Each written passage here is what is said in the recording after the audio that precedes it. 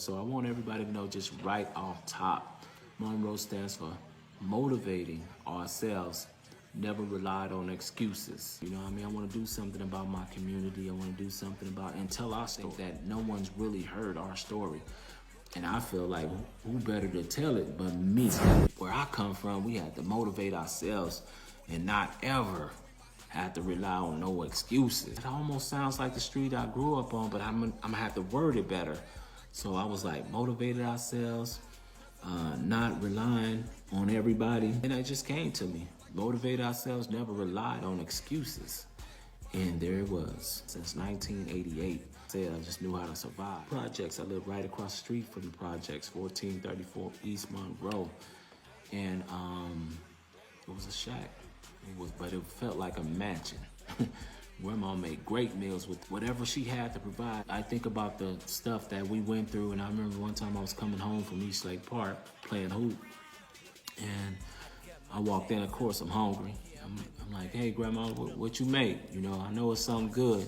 She said, baby, I made some chicken. I got some potatoes in there. So I just fried the potatoes, put some onions in it, and it's in that pot. Going to get you something to eat. So I go in there and I see like it's, you know, like 2 or 3 pieces.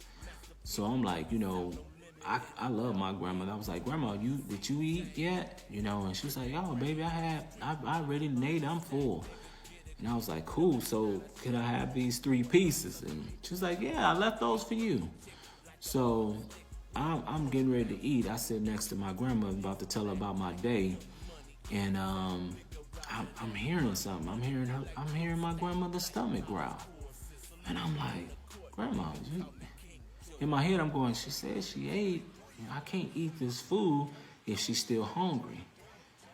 Man, so I'm like, Grandma, you want a piece of this chicken? You still hungry? You want, you know? She's like, baby, I'm fine. I want to see you eat. Later on, I found out that my grandmother made that food for me and she didn't eat that day. That do something to you. You know, and I even asked God, I'm like, God, why are we poor like this? Man, that hurt me that day. And ever since that day, that's the year that I began to think different. To like, there gotta be more to this. And then, like I said, I watched a lot of the brothers in the hood do what they do to survive. Have the product mailed to you.